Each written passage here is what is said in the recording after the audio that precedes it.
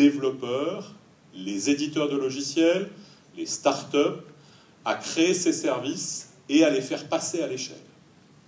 Et donc là, on est dans une logique qui, elle aussi, est une logique dans laquelle on a besoin de construire des choses. Infrastructure as a service, on a déjà construit son infrastructure et potentiellement on la déplace en direction du cloud. Plateforme as a service, on doit construire ces services, construire ces applications qui seront ensuite vendues à des utilisateurs, consommées en interne, mais dans tous les cas, il y a quelque chose à construire. Et donc, dans le dernier cas, qui est Software as a Service, là, en général, on achète un service clé en main.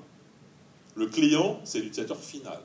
C'est par exemple une boîte aux lettres, avec un quota, une taille de boîte aux lettres, et en tant qu'utilisateur, j'achète un produit final, qui est ma boîte aux lettres, un niveau de service, une taille, pour simplifier.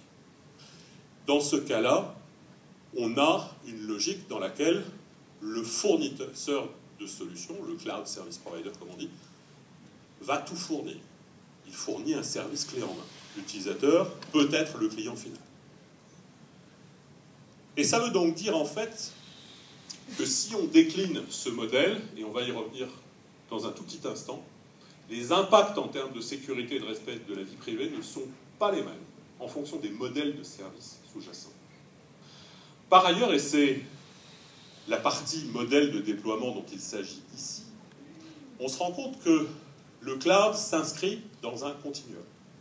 Vous avez la possibilité de créer un cloud privé chez vous, vous avez la possibilité de créer un cloud privé chez un hébergeur, vous avez la possibilité de recourir à un cloud public et de créer entre ces deux environnements qui sont aux extrêmes, cloud privé, cloud public, cloud hébergé, un continuum de solutions déployées sous la forme par exemple d'un cloud hybride qui dans la réalité va recourir à certains services dans un cloud public et recourir à un certain nombre de services dans votre propre cloud ou potentiellement un cloud que vous aurez fait héberger à un hébergeur.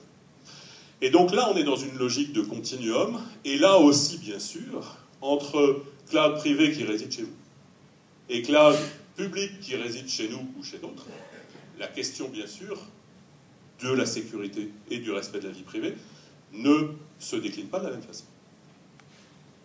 Pour en terminer, l'élément qui est très important sur lequel je vais un tout petit peu insister entre infrastructure, plateforme et software, c'est que vous voyez bien qu'en fonction des modèles de déploiement sous-jacents, vous allez donner entre les mains du fournisseur de services en cloud plus ou moins de responsabilité. Si vous êtes dans un environnement où tout est chez vous, votre propre cloud, évidemment vous gérez tout, presque. La plupart du temps, vous utilisez un opérateur de réseau, ce n'est pas vous qui êtes votre propre opérateur de réseau. Donc vous lui faites quelque part un peu confiance. Si vous êtes dans un environnement infrastructure as a service, vous allez demander au fournisseur de solutions en cloud de vous fournir en gros un système qui va permettre d'héberger ou d'exécuter des machines virtuelles. Donc en gros le hardware et le moniteur de machines virtuelles, l'accès réseau, le gaz, l'électricité comme je disais tout à l'heure, et c'est tout. Le reste est entre vos mains ou entre les mains de vos fournisseurs, opérateurs de services. Mais ce sont les vôtres. Dans un environnement plateforme as a service, on monte un tout petit peu parce que l'opérateur de plateforme fournit aussi le système d'exploitation. Chez Microsoft, ça s'appelle Windows Azure, qui en fait va permettre d'exécuter les services et de les développer. Donc dans un environnement tel que celui-là, vous allez donner entre les mains du cloud service provider un peu plus de responsabilité. Vous allez donc de facto lui faire, aveuglément ou non, confiance. Et enfin, dans l'environnement software as a service, comme je le disais tout à l'heure, vous lui donnez tout.